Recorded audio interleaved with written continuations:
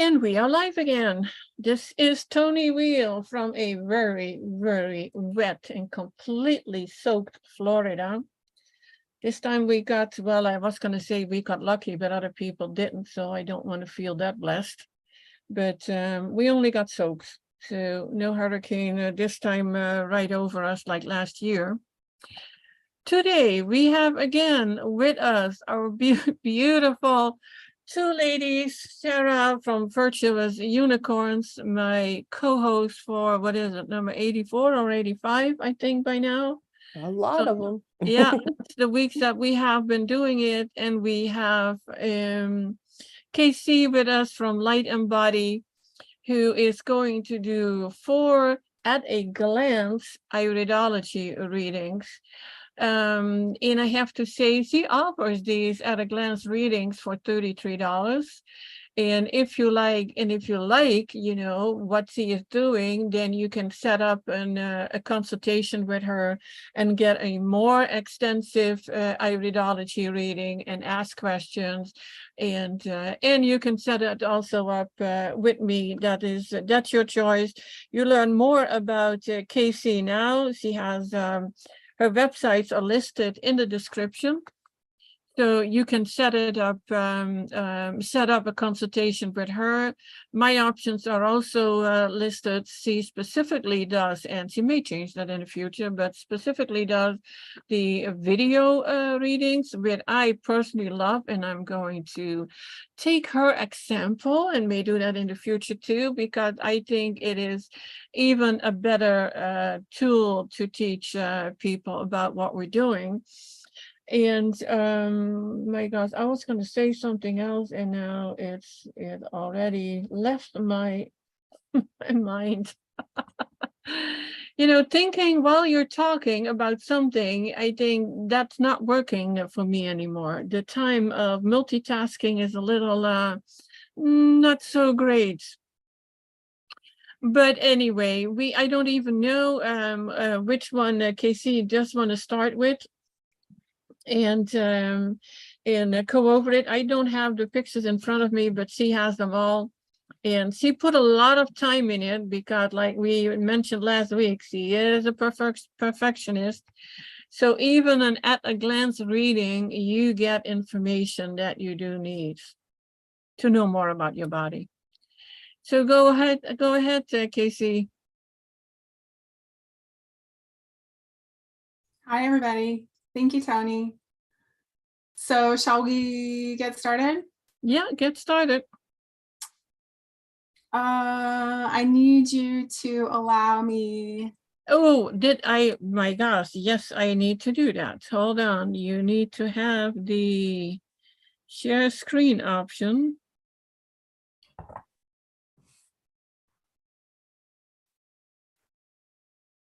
Who can share? Okay, I think you have it now. Can you check? I do have it. Okay, good.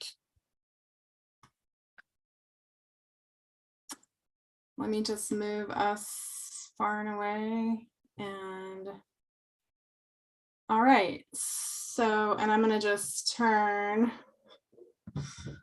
not be facing the camera. Sorry, I know that's a little awkward. And while I'm thinking of it, speaking of thinking and talking at the same time, last week, if anybody watched last week, and this is for you to know too, Toni, I forgot that with Zoom, I'm used to, when I do my screen recording, I'm used to people being able to see the mouse, the cursor. So I have a pen. And so there was a few times where I was like, and this area and this and that. And so I apologize if it was at all unclear in any time during the video. And I will do my best this go around to be drawing more on the screen. Okay, let us know whose eyes you're working on.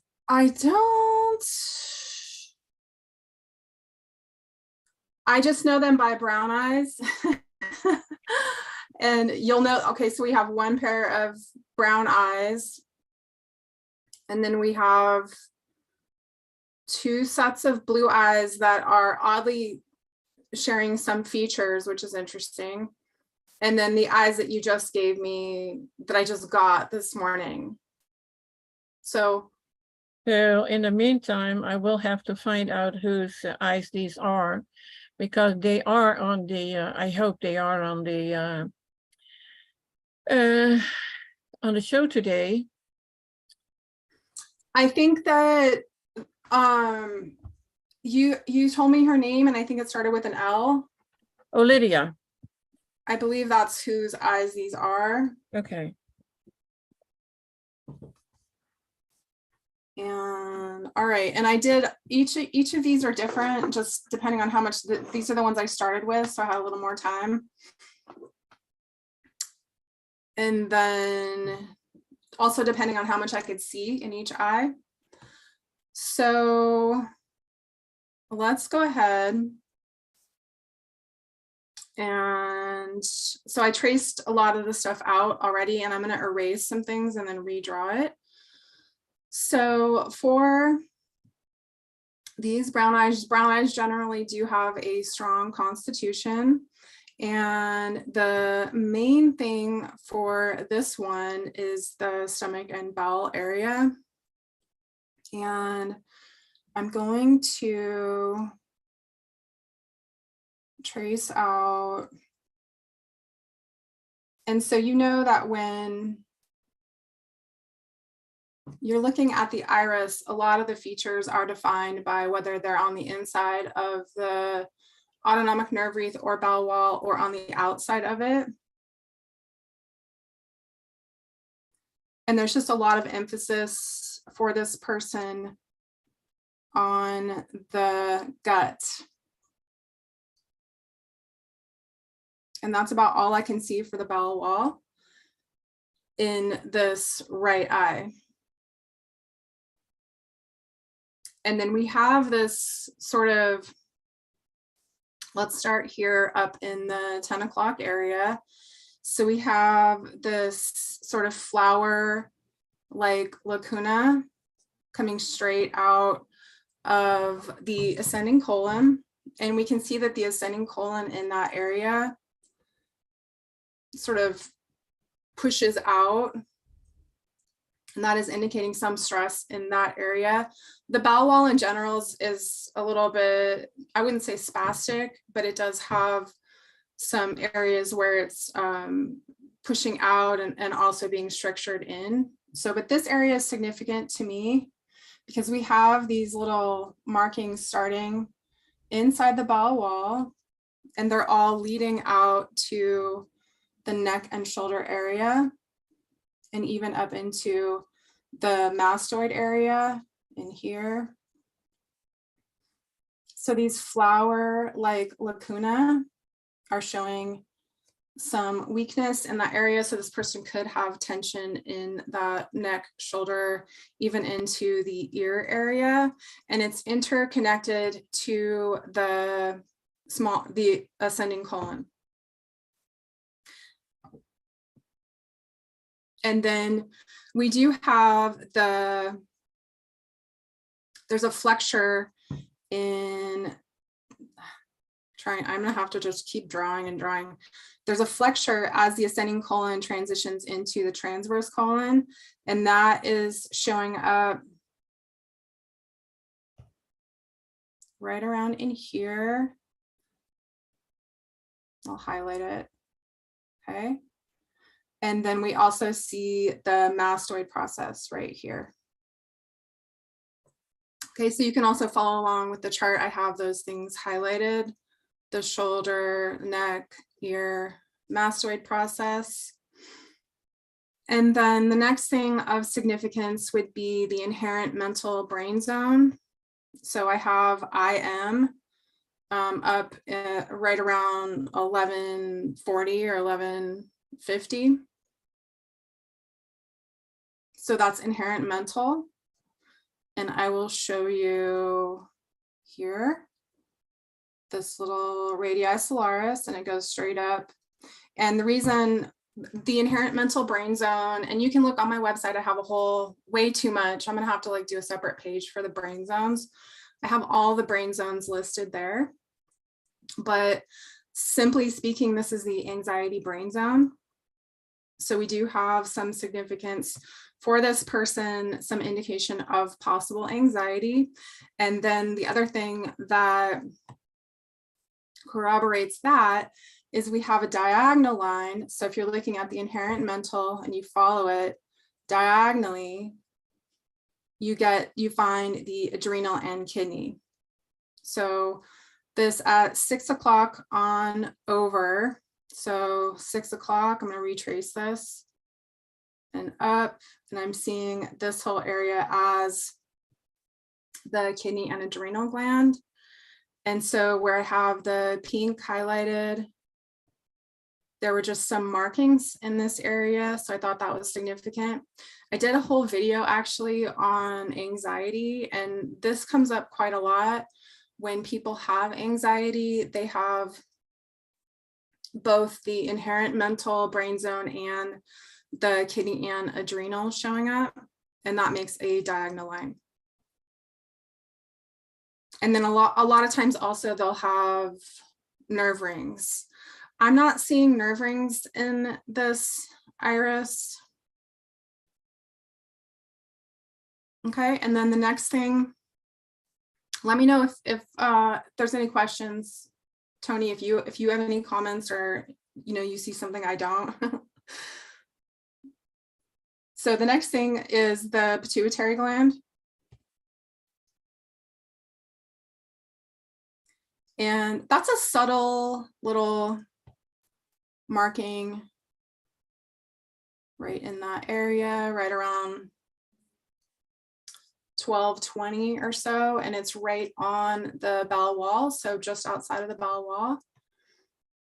And that tells us that it's outside of the digestive system. And you can see in the iris chart that the pituitary gland just barely, it borders the transverse colon. So it's just right outside of the bowel wall. If you can find your bowel wall and you can locate the location of the pituitary and pineal, you should be able to see if you're having trouble in that area.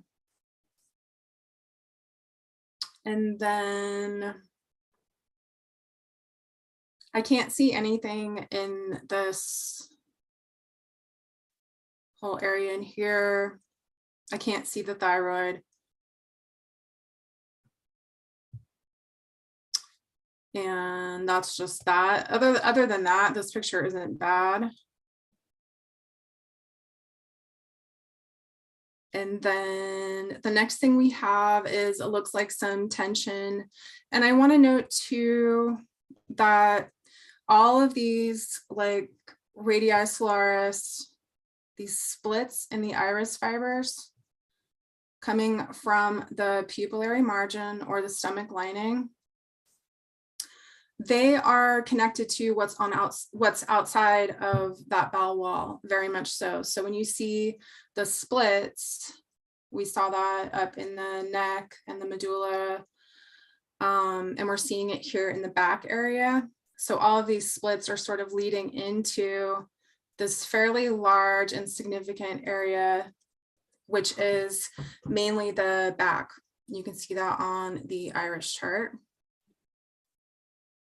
And then bordering that, you can see it goes very closely to the bladder. And I usually give less significance to the musculature for some, well, we all have aches and pains, right? But this is definitely connected also to the bladder and very close to the female reproductive organs. So there could be something going on with that. I also saw the breast in this right eye. So right around, just above 8 o'clock, this little marking right here, a little marking right here. This is a whole breast zone. Okay, so there could be tension in the back. And then when you see the back and the mastoid process at the back of the ear And then if you see jaw, if you see neck, shoulder, there definitely usually is tension in the muscular system. And then usually you can even pinpoint TMJ when you see the jaw with the mastoid process, which I'm not necessarily seeing. The jaw isn't super visible in this picture. So, and then next, well, actually, we already talked about the kidney. So we have kidney, adrenal gland, and then a pretty dark line at the tiny foot, which I considered like the border between the kidney and then the groin. So could be something also with the tiny foot, but certainly as the border of the kidney, we also have the groin. And then this blue marking, I will redraw it right in here. Could be the appendix, very, very close to the appendix. But this whole area, pelvis,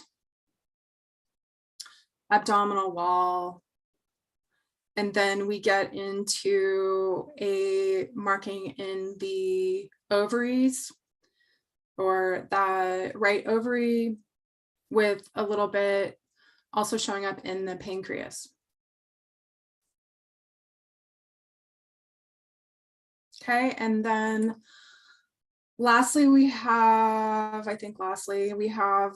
liver gallbladder, which is, I think I mentioned in the last video, it's pretty common. I mean, it's common to see liver in many eyes. There will be more eyes that are showing liver, but especially in brown eyes, we usually have emphasis on the liver and the blood. So let me show you what I'm seeing here. Just this whole section. And it does go all the way up into the gallbladder.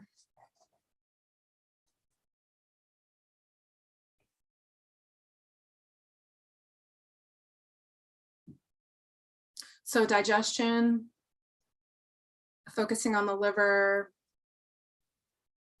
doing some pituitary herbs, fruit.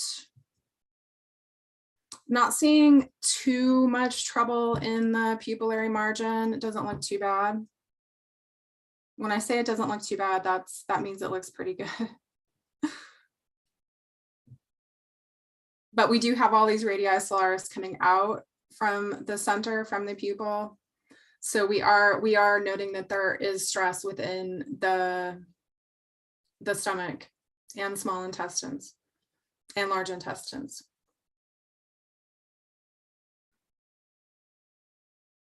Okay. And then I did this one differently. So I'm going to cover this eye.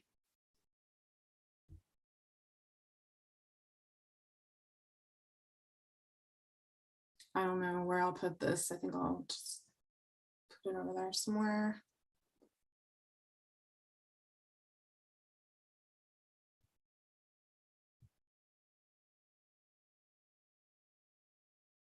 Move. Doesn't want to move. Oh, I see. Sorry. Okay, let me erase my mistakes here.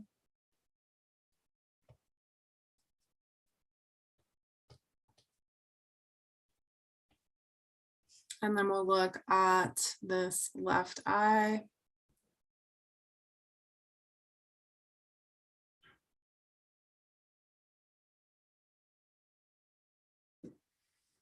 Okay, so in the right eye, we were not able to see the thyroid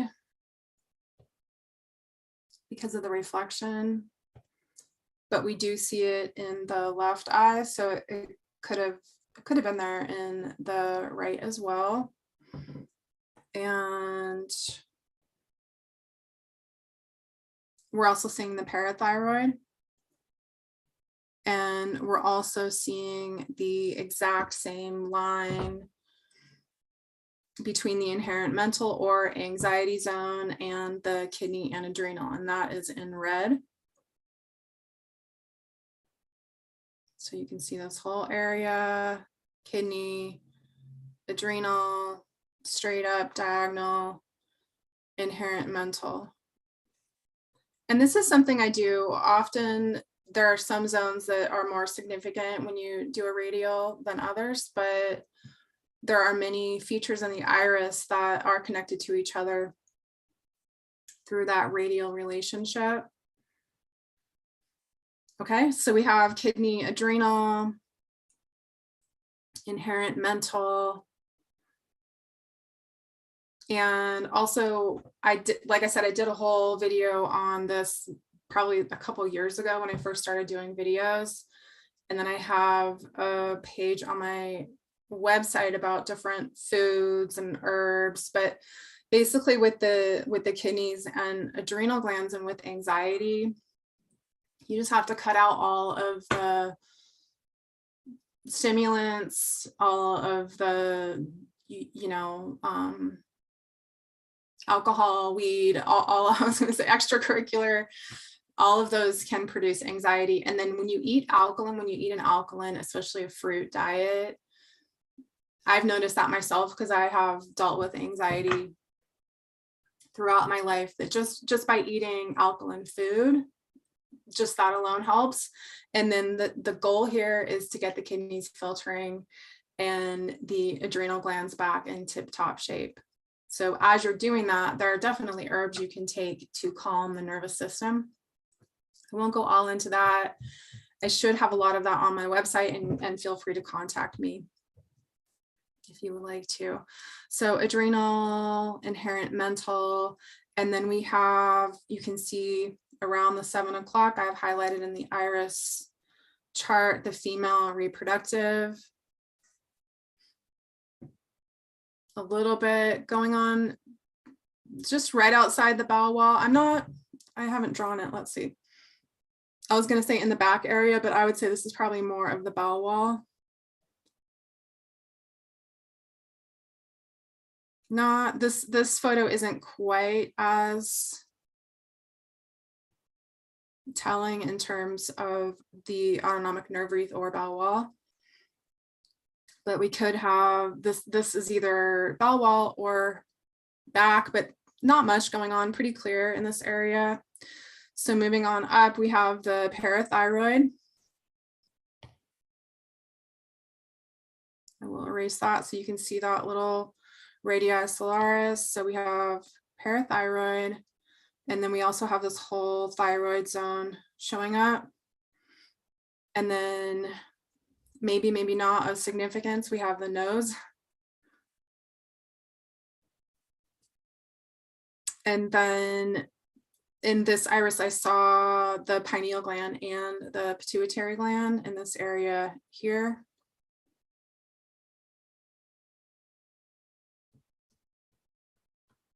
And then, of course, I believe we saw the mastoid on the other side. And then I thought of somewhat significance, we have the spleen, which is bordering the arm and hand.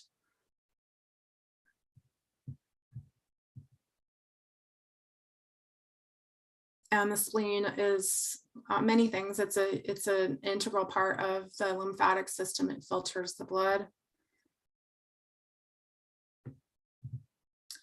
One of the emotions associated with the spleen is worry.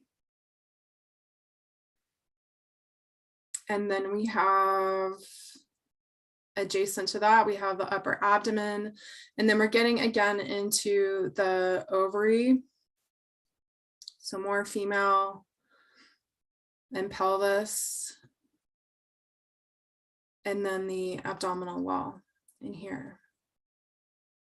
So female reproductive, thyroid, parathyroid, adrenal, both the pineal and pituitary, spleen. Oh, I'm glad I just had a thought come through. This area up between the 11 and 1, so the brain seems to be somewhat of significance, the head and brain area. And there could even be, it's almost like there's a bit of a skin ring, almost even like a little bit of an anemia ring. But where I'm seeing it mostly is from the 11 to 1 o'clock area. And to me, this could be anemia, which is related to the kidneys and the adrenal glands. But the way I perceive this fading out in the head and brain area is just how it sounds. It's like a fading out. And there could be, it's a focus on the crown chakra. And so that all the spiritual aspects of the crown chakra, but the physical aspects of memory, there could be some brain fog, but mostly when you see this fading out, it's really related to memory and brain function. And that was, I believe, in both eyes. All right. Toni, do you have any questions or anything? No? Okay, I'm just gonna keep on going.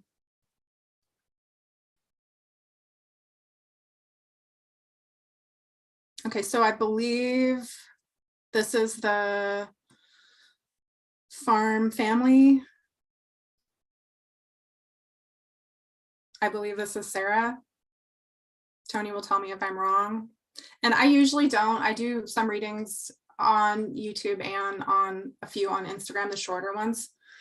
I won't say your name, but because we're all family here, we're doing this for the fans group. Sorry, I was muted and I couldn't, it was full screen and I could not find the unmute one. But I found it now, I'm unmuted. Yeah, the second one is Farm Girl or Farm Life is Sara. Okay. So this was probably, and she tried and tried, and thank you. It's, and I saw a few of the other photos where they were too blurry to read, and her eyes are actually pretty bright blue. And so there is in this bright blue iris type a lot of inflammation and lymphatic congestion, generally speaking. I brought the light up just a little bit in these photos, but I left them pretty much how they are. I can read a few things, but if I had better photos, I could probably read more, but I think we'll see what we need to see. So I think the most interesting thing for me in Sara's eyes is, we'll start in the center with the pupillary margin. We have a pretty significant dark ring around the pupil, and it is somewhat uneven. So we're seeing that as stress in the stomach lining, and maybe not on the level of gastritis, which means gas is stomach and gas is stomach and itis is inflammation. So there could have been at some point some official designation of that, but I'm doubting it. It's just more, there's a lot of inflammation in the stomach lining, and that's also indicating malabsorption. So I want to trace that out. The pupillary margin is significant to me. And then right along, and we have a little bit of a shimmer. This could be from the picture, a little bit of a shimmer. So it's some extra cholesterol, like I won't even say pre-cataract. That's just kind of how it looks. It could definitely be the photo.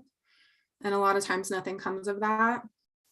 But I would say the main focus for you is the stomach and the bowels, because this is dark in here. I'll trace out all of this gray. We're getting into not just subacute, chronic, probably if they had a subchronic. Well, I would say between subacute and chronic. When you see this gray in the stomach and bowel area, that will be your major focus.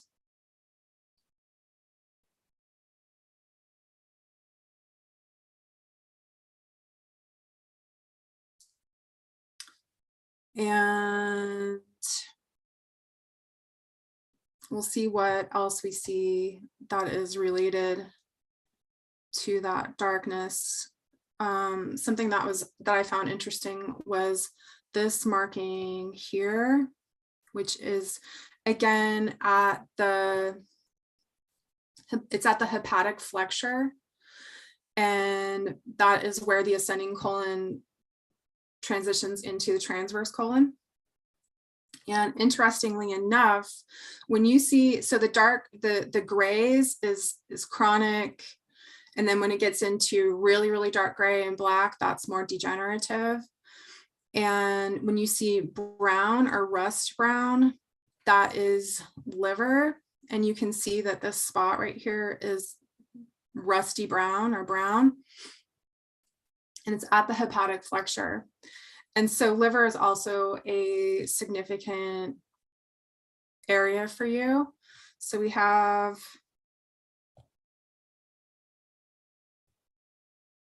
and it's basically just discoloration. I'm not seeing any changes in the fibers in there. There could be if I had a better picture, but that would be more focused on the intestines. And then also, of course, we have a correlation with the actual liver, and we had this blood vessel pointing. I think I mentioned in the last video, we don't really do sclerology. All I do is see where it points to. And this one is pointing right at the liver.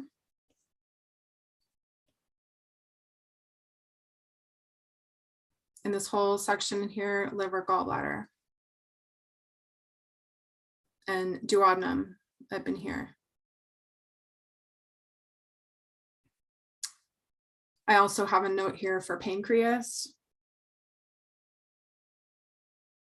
And then we also have a skin ring, pretty dark skin ring, and it is especially noticeable in the whole, I've already traced it out, but this is the whole back area, scapula. And then thyroid, I don't know. I have a feeling, I just have a feeling about it. I'll show it to you. It looks a little bit brighter in there. And then parathyroid definitely did come up. Seeing parathyroid right here. And then I feel like there could be some inflammation or acute thyroid, but I can't say for sure. It's more of a feeling that I have. And I think I even looked at some of the photos when I was just looking at the color of your eyes to make sure we couldn't get a better or even combine. And I thought I may have seen that in those photos. So probably thyroid. And then I'm seeing the pineal gland, possibly the pituitary. And then of interest, I think, is this brown spot, which looks like melanin. When you see these brown spots, you can't be sure, but that's usually what that is, right on the outside, on the periphery of the iris. But usually you see those in brown eyes. So I thought that was interesting.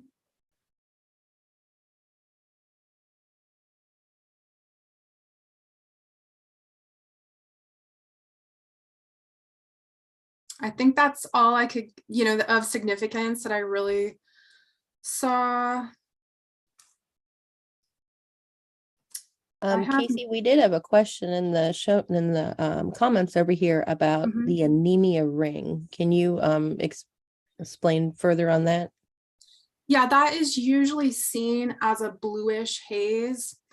And Dr. Jensen, it's like kind of like a skin ring, but it's a little bit blue. And Dr. Jensen talks about that as someone, he talks about oxygen being like the frisky horses and someone needing more oxygen. I know Dorothy Hall talks about nettle. A lot of times iron will come into play, and then we start getting into this conversation about where anemia actually comes from. I actually did a video on anemia because I had a client that had a pretty significant anemia ring, and it actually has more to do with a hormone or erythropoietin. I'm not sure if I'm pronouncing it right. It was a while back that I did this show, that is associated with the kidney and the adrenal gland. But the effects are usually the kind of fading out type of a thing. So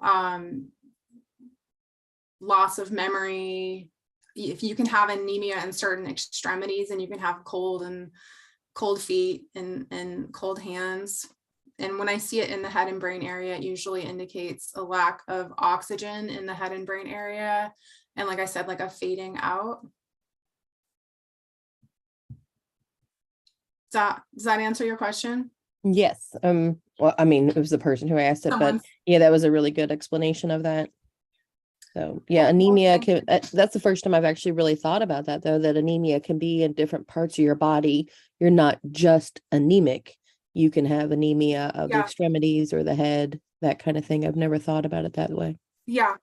And Dorothy Hall, who, if anybody who watches my videos or just listens to me speak for 1 minute, I usually mention Dorothy Hall in terms of iridology. She's like a third, at least a second, maybe third generation herbalist. She talks about having people improve almost instantly from nettle.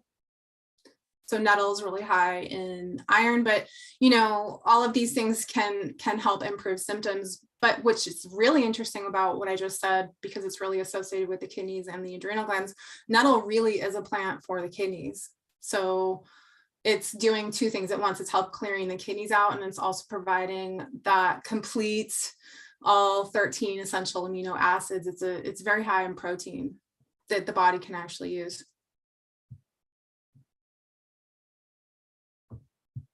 Okay, so sorry, what were you going to say, Sarah? I was just going to say, perfect. Thank you. Yeah, thank you. Mm-hmm.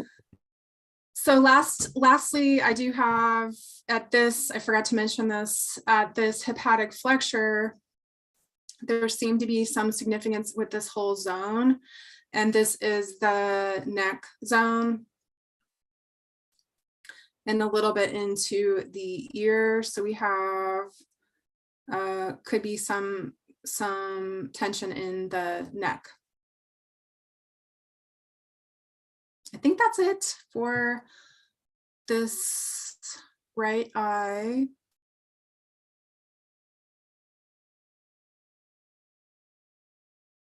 From what I could see, sometimes I'm just like, where do you live?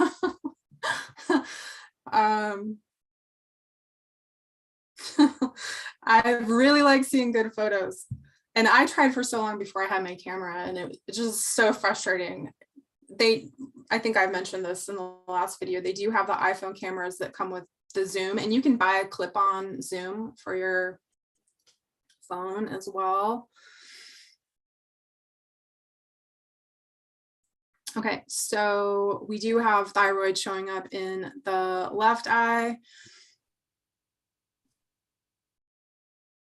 And okay, let me get my bearing here. So we have parathyroid right in here, and thyroid, this would be right about 9:30.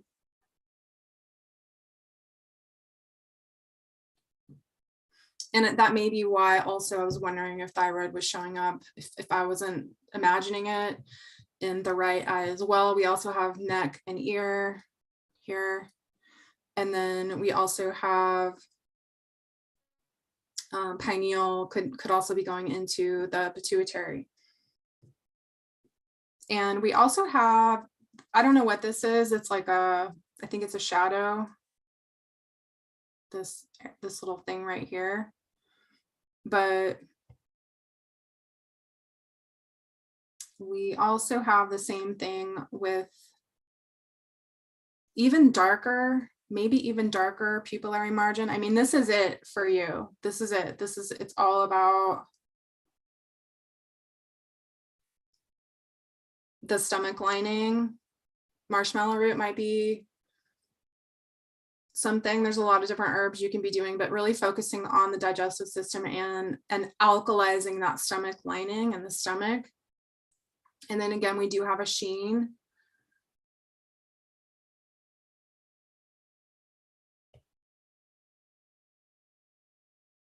And it's pretty darn dark over in that thyroid area. I mean, really, that would be more going up into the pharynx, larynx, tonsils. It starts in this area of the bowel and then it extends up. And then we have some little clouds. So Dr. Morse, Iridology, I believe, he really talks about these being progressed lymphatic congestion. The darker it gets, and that's I think true. But we're also seeing it come from the digestive system, this cloud right here, this sort of brownish rusty. I would say that's connected to the toxicity within the digestive system, making its way up into the head and brain. And then we have the same colorings down in this area as well. And this is all back.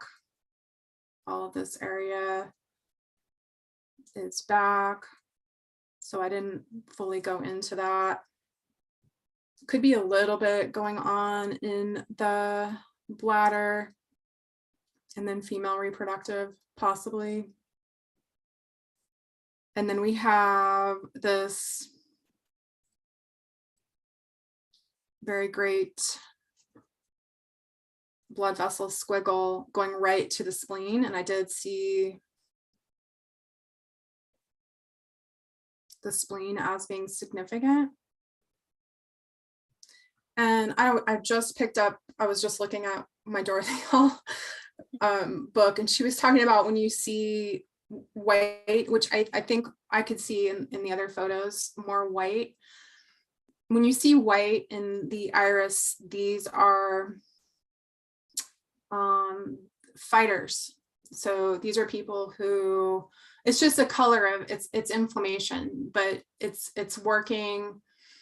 It's having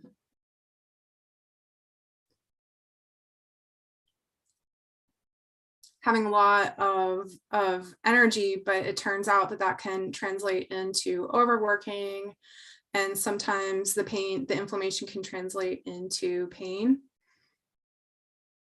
And also, I forgot to mention, so spleen, and then this is going into arm.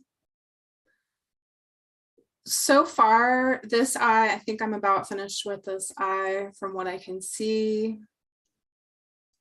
So far, so the bright white is like fighting. And then when you get into the when you get into the grays, it's kind of like when your body's just like, okay, I need help. And that's what we're seeing here in the center, right around the pupillary margin. That's pretty significant, that gray in there. In terms of constitution, everybody always wants to know that. And I mentioned that the brown eyes were naturally strong constitution. This, I believe, is a strong constitution eye. I can't see the fibers all that well, but I can see them well enough to see that they're pretty straight and fairly closely woven together. So it's a strong constitution.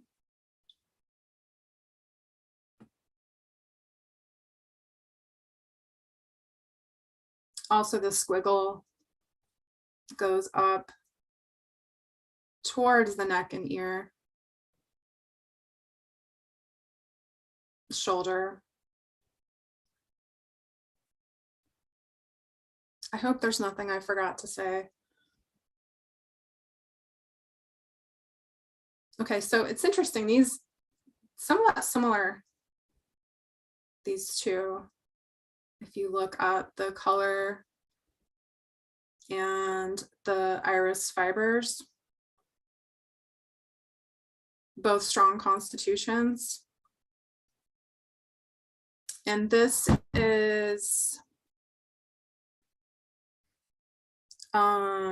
K, capital K, I think A,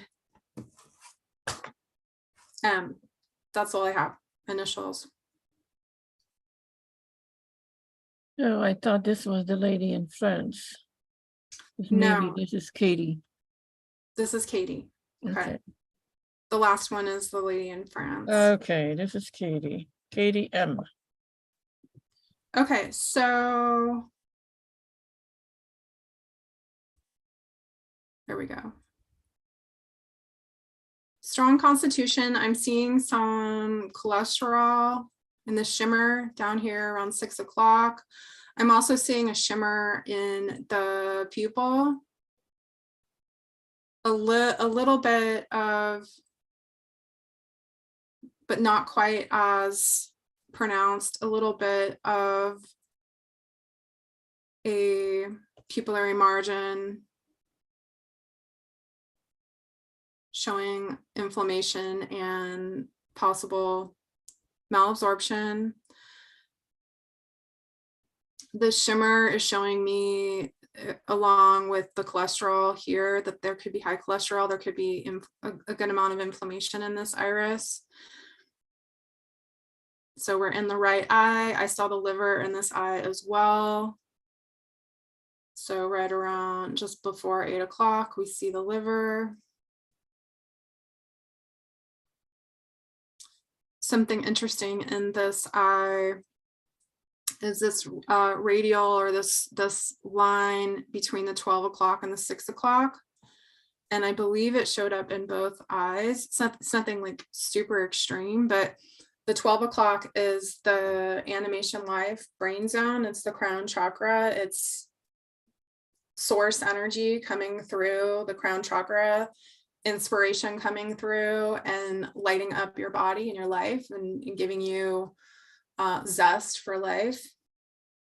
And I'm not saying there's a weakness there, but there's something, some kind of emphasis. And then the fact that it goes straight down to the tiny foot, this is one of my favorite radials, because it's sometimes it can translate as not having the energy to that you're bringing through to actually take the steps with the tiny foot. But there's some, or you could have the energy, maybe you have a lot of energy, but there's something there with that vitality zone and the tiny foot. And then, okay, let's see. Again, we have close to the hepatic flexure, and then this radiates out right about, I don't know, just after 10 o'clock. So we have the neck and shoulder in this eye, somewhat connected to the function of the digestive system, the ascending colon, as it transitions into the transverse colon.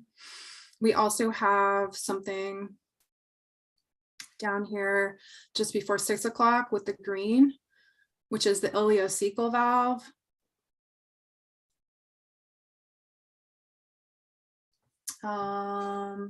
The cecum being the beginning of the large intestine, the ileocecal valve receiving chyme from the stomach. So it's a transition point. And then we have in the blue, we have the bladder, possibly going into the female reproductive zone. We have a squiggle up in the 2 o'clock area, pointing somewhat to the thyroid gland. I'm not seeing huge markings in the thyroid gland.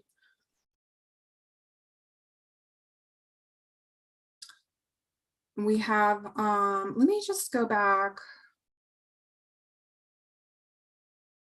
Yeah, okay, I'm gonna go back to Sarah's in a second.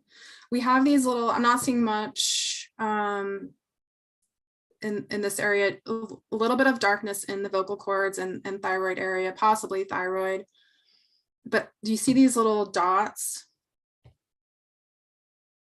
Those are called defects. Joseph Deck, a German iridologist, refers to these as defects. They can also indicate, they're somewhat like crypts or very, very small lacuna, but they're just like little, very tiny openings in the iris fibers. When you see them in the intestines, they can indicate parasites. So we don't see the parasites, we see the effects that they may have.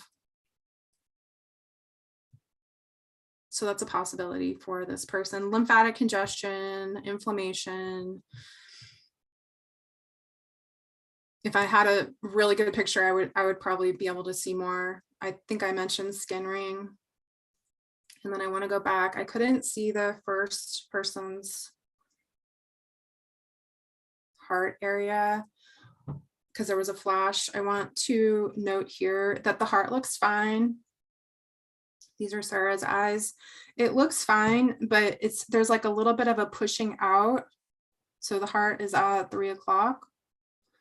There's a little bit of pushing out in the small intestines, and I see this quite often. Or the descending colon. So if there were to be heart complications or stress within the heart, or if you have that within your family, I'm not seeing it directly, but it is dark in that area, and the darkness is coming from the digestive system. And we know that a lot. When people have heart symptoms, it's actually coming from the digestive system, and you can see that in the iris. But no definitive markings in the heart.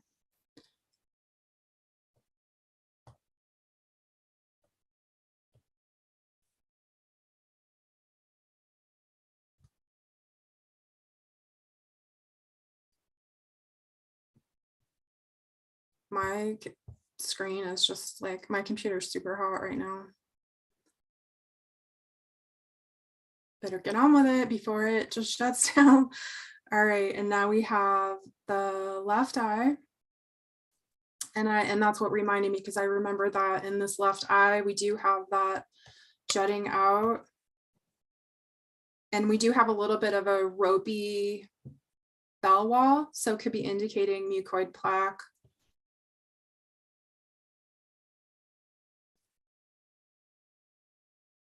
And then right at 3 o'clock, you can see the bowel wall comes out a little bit, pushes out a little bit into that heart area. So same thing I just said, it's not necessarily the heart, it's more the descending colon. And again, we do have that radial from the vitality zone down to the tiny foot. A lot of inflammation you can see in the sclera.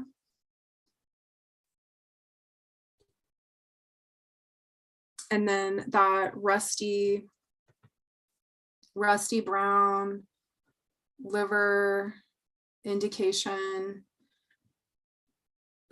right in the sigmoid colon.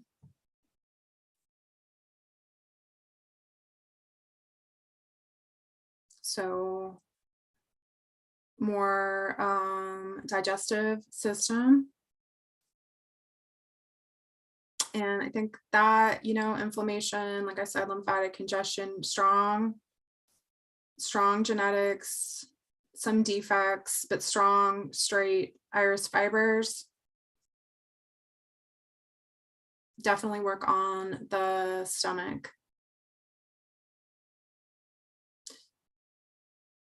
The kidney cholesterol we see, the kidney looks okay. It's a little bit darker in that area. I mean, all of these, except for the first ones, we haven't had like pronounced kidney weakness, but we know it's probably there.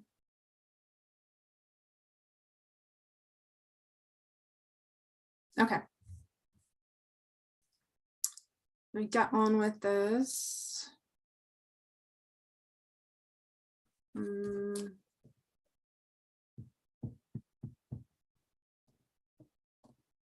have a note for the ovary, and I don't know which eye I was in when I saw that.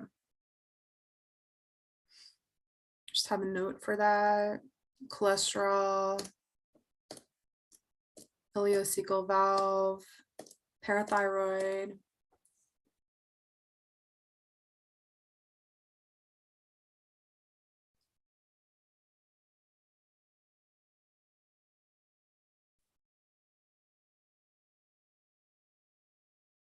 Which was very faint, so I just have a note for it. All right.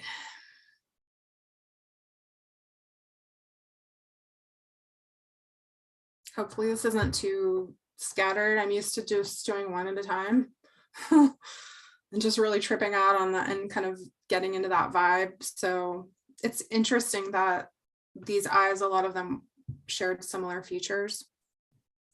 Okay, this last one from France, Toni. Yep. Okay. Has a different constitution. It's not as physically strong. You can see the sort of, there are some lacuna, but it's, I would call it somewhat of a flower petal design in the bowel wall. So it's nothing, it's not, I wouldn't call it a weak constitution by any means, but it's a little bit more open weave.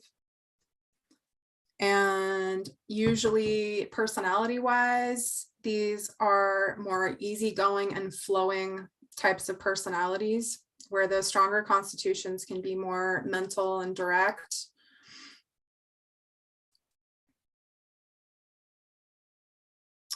So we have in this iris a lot of inflammation, again, lymphatic congestion.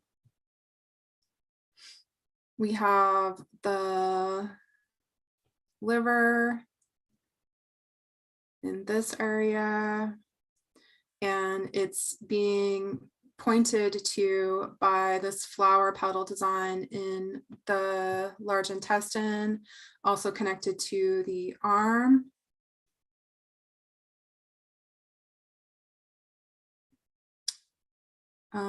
All of this area in here is the lung area, a little bit possibly in the neck, close to the ear and the shoulder.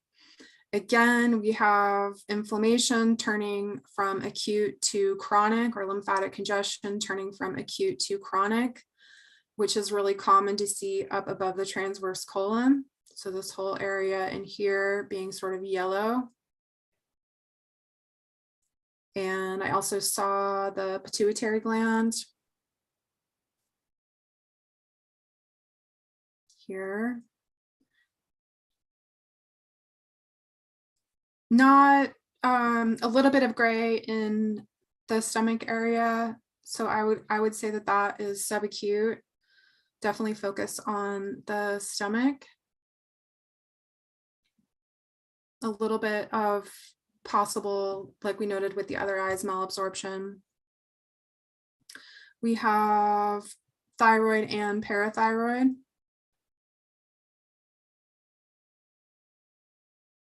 We also have vocal cords and esophagus. So the whole throat chakra, we talked about that last week with Toni.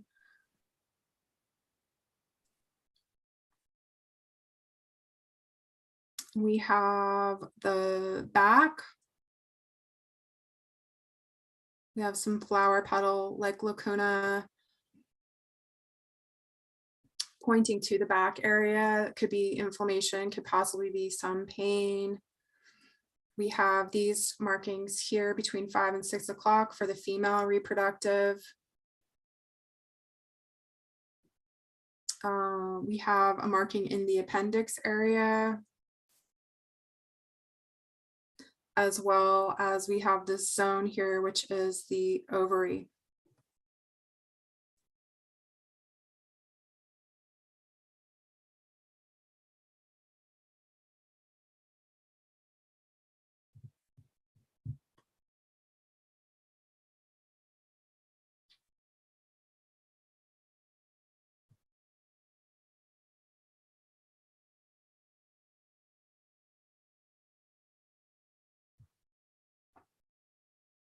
Okay, we have this discoloration or pigmentation in the groin area. Could be somewhat connected to the sigmoid colon. Again, we have the sort of flower petal, not a full-on flower constitution. I would say it's actually pretty strong. There's just a lot, there are more open weave fibers, and there certainly is a lot of inflammation and lymphatic congestion. It's acute. You can see that in the white. And then we do in this iris, I would say, have a little bit more of a definitive heart marking, but nothing extreme. I'm pretty careful when I talk about the heart. I usually see heart markings in stronger constitutions, and this looks like there could be something in the genetic lineage, but it's nothing to worry yourself about or anything like that. For the heart, I highly recommend hawthornberry. And I did a 4-part, I spent like 3 months. I really got into the heart and studied Rudolf Steiner's work on the heart. And I did like a long video on the heart where I mentioned a lot of botanicals, if you want to check that out. Where I'm seeing this is I see the bowel wall. Let me change colors right here. Right at 3 o'clock. And then, and again, it's like a little bit of an aberration in the bowel wall. And then we have a little bit of a lacuna right in there. And that extends into the lungs. So there could be a little bit of weakness in that lung area as well. And then we had the mastoid, the medulla. Again, a little bit of fogginess up in the head and brain area. And then we had a little marking in the eye zone.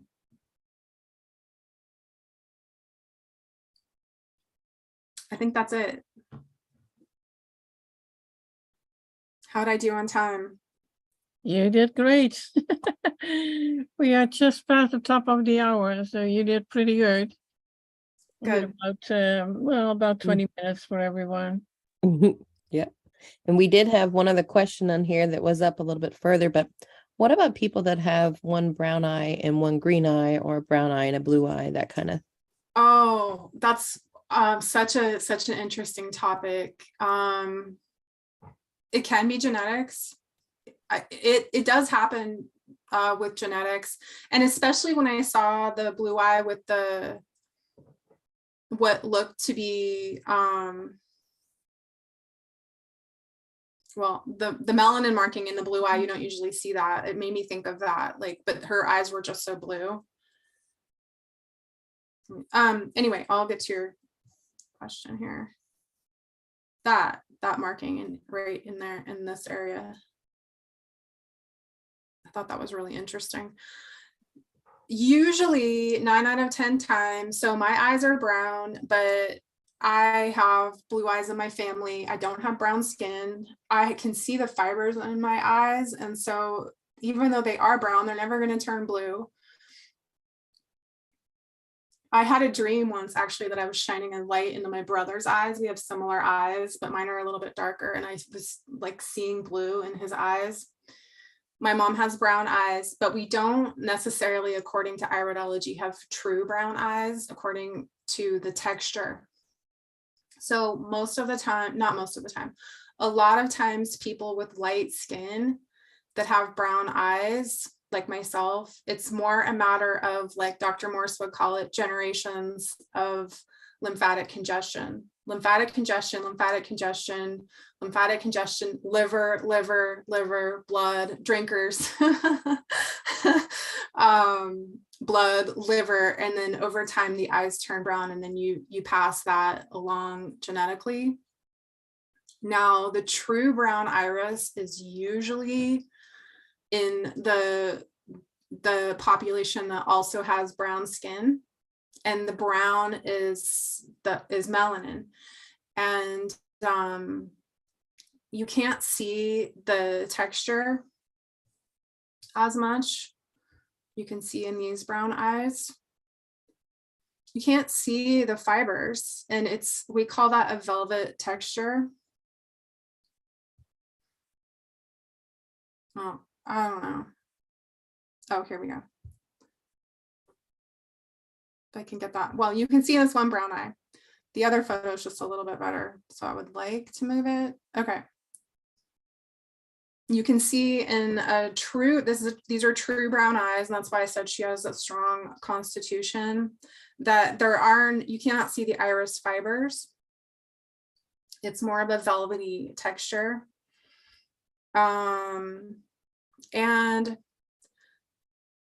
But that, because of, all of the years that we've had cultures intermingle, you can have also a person that has brown skin with real true blue eyes, and that does happen.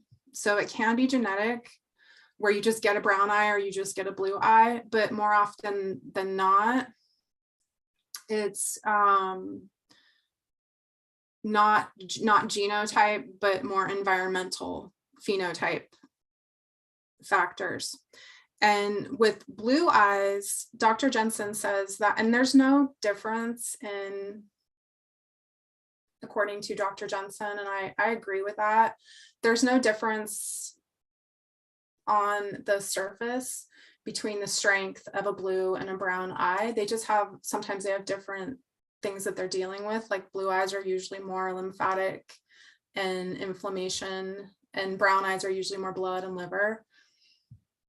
But he says that the blue that you see in the eyes is actually, the reason the eyes are blue is the same reason that a mountain lake is blue. And that is just, there isn't pigmentation.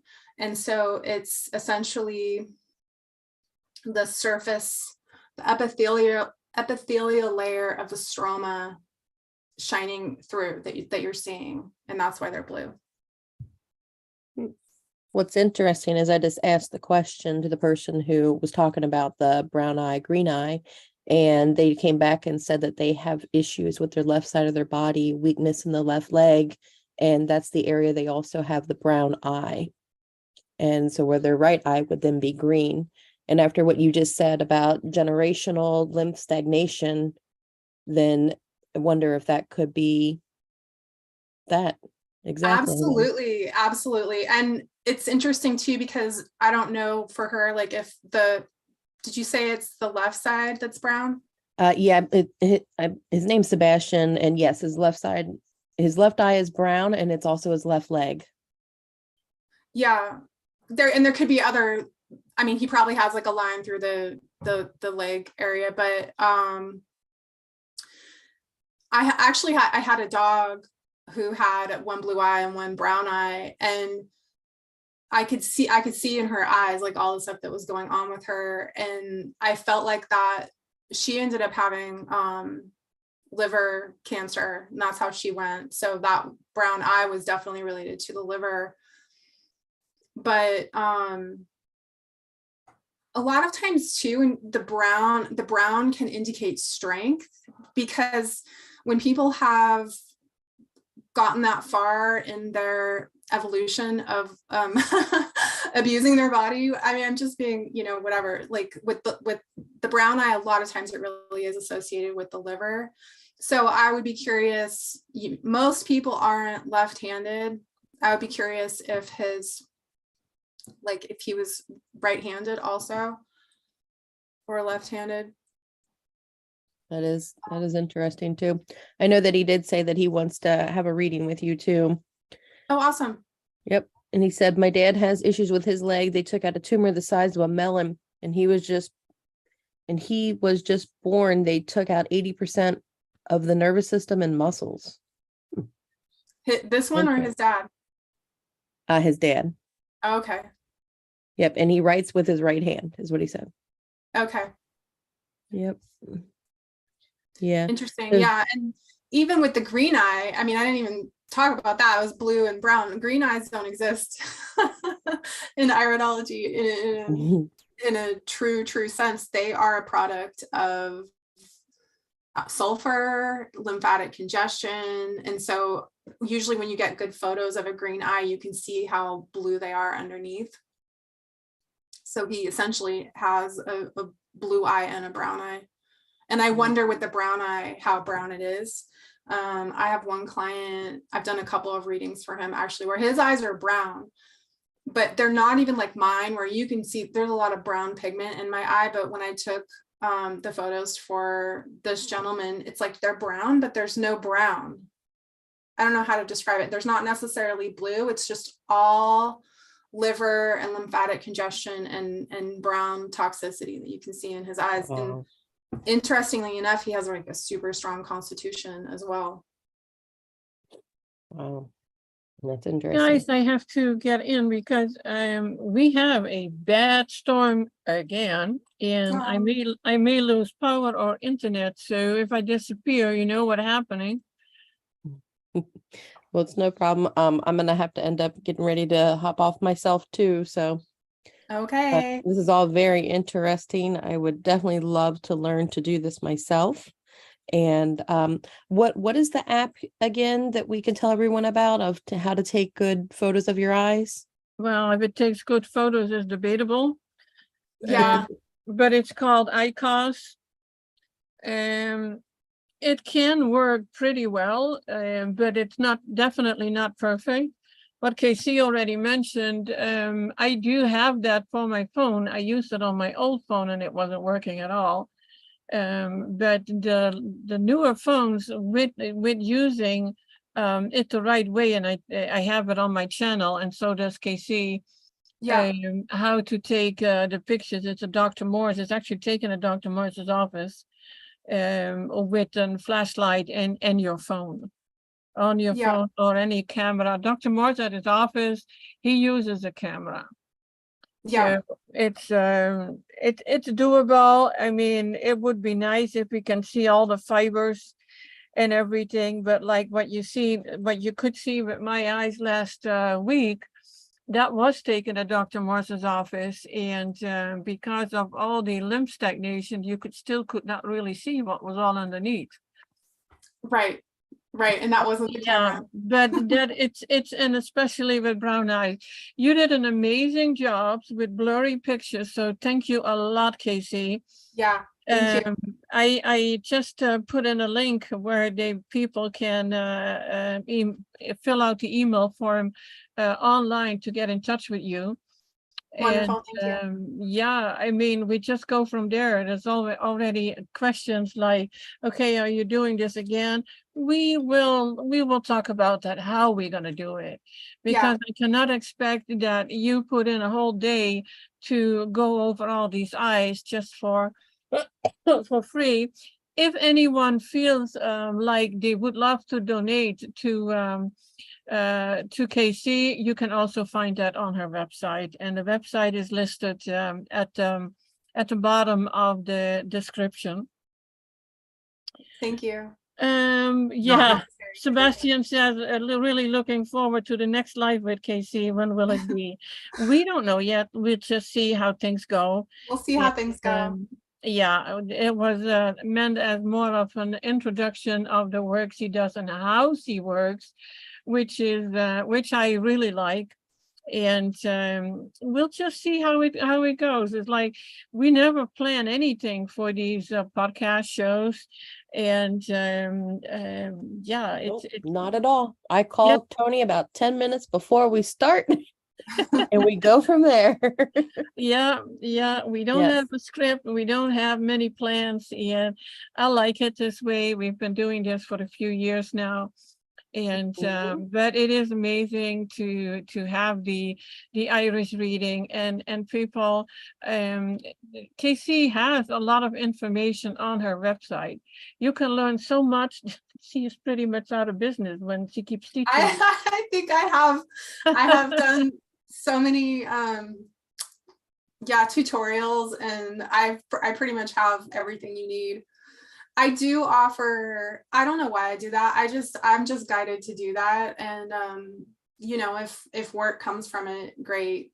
But that's just what I'm guided to do. I do have an internship service where you can get most of the information off my website. I've had a lot of people say that they're in other iridology courses and then just following the information on my website to help them to get through.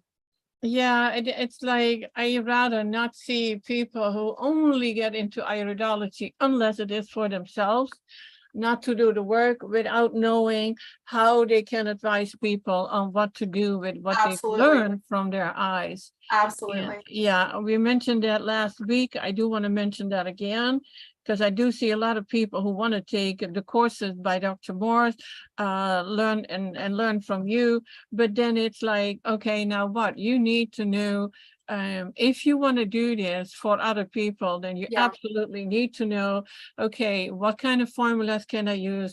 What is the diet? How does it work? What do you need to learn about your body? I mean, I put together a 231-page ebook.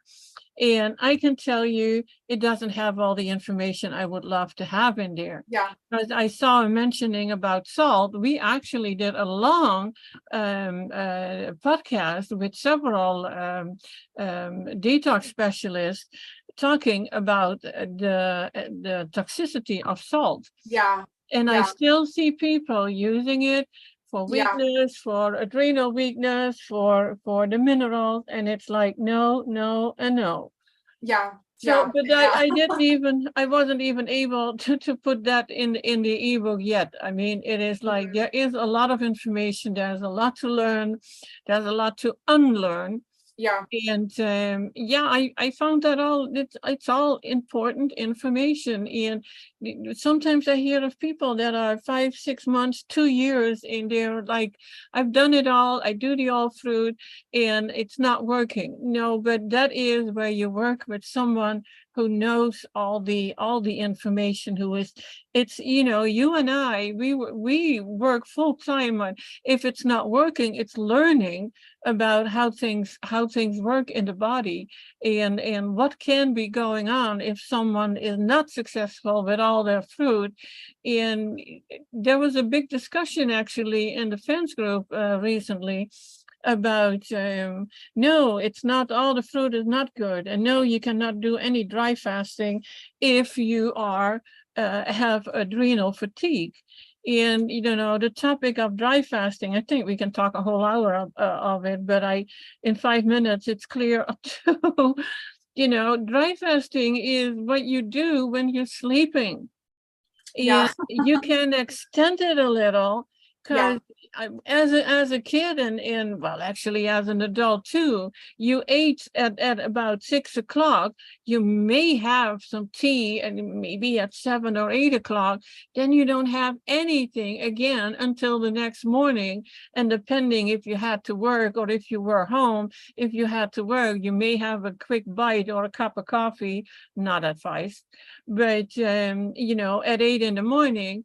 But there you go, you're already from 8 to 8, you had your 12-hour dry fast, which is normal. And And I've heard now someone saying you absolutely cannot dry fast. It was almost as if she was saying we should get up in the middle of the night to drink something. It doesn't work that way. Our bodies are designed when we sleep to not take anything in. That's your body in rest. Let it do what it needs to do. Going into people who say you can safely dry fast for days or weeks at a time. No, and no, it's not, Yeah. don't do it. Dr. Morse is clear, not longer than 36 hours, and he's still not, a fan of it. So that was a quick one about the dry fast. Just little things that we need to learn to help people along. And Sara, thank you so much, because I saw you answering all the questions while I was really looking with Caycee about the eyes and everything. You are doing an amazing job, and I hope that you become a certified detox specialist and iridologist soon, because I know you will do a great job. So thank you so much for all of this. And I don't know if Sara already left the building, because I know she had something to do, and we went. No, I'm still yeah, here. I hit sure. edit by accident, and it gave me a Okay, pencil instead of me being able to unmute. Okay, I thought I thank completely you. stunned you. Thank you. I will get on those classes as soon as I can. Yeah, I know you Yeah. will. I know. Yes. Well, thank you all so much, Caycee. I would love to learn more about this too, and as time permits, I'll definitely be knocking on yours and Toni's doors and learn some more from you all and everybody in the chat. It was you had very great questions, and keep them coming. And please reach out to Toni or someone else on GrapeGate if you feel more drawn to do that. But your questions you had in there, definitely you do want to follow up with somebody and or call into the shows and ask your questions, but don't just sit out there and just suffer in silence by yourself. Reach out, and we'll all figure out ways to try to help you. Yeah. I'm sorry, Caycee, to interrupt you. I just saw a few questions about Sebastian about where is the info about the salt. Please look into the lives on my channel. You are already, you're listening to this video, click on lives, scroll down until you find the one that says the salt toxicity or something, or salt is toxic. It should still be there. I mean, it was there yesterday, and I don't think YouTube took it down. If that would happen, I would put it up on Rumble, but I haven't done so yet. Yet. So you can find the link on that channel that you are on right now. And Sebastian, I can find it and put it in Messenger where we were talking anyway. And so again, thank you, Caycee. Thanks, Sara, and everyone for being here. Do me a favor, if you liked what we were sharing, click on the like, please. Please. So I think we deserve it. What do you think, Caycee? I think, show Toni some love, please. Yes, I'll show you some love. You did all the work this time. My pleasure. So guys, I would say till the next time, you will see what we come up with for next week. I don't know yet, but it's a surprise for us all. Yeah. Even Thank you all so much. Love to everyone, and till the next time. Bye-bye. Bye.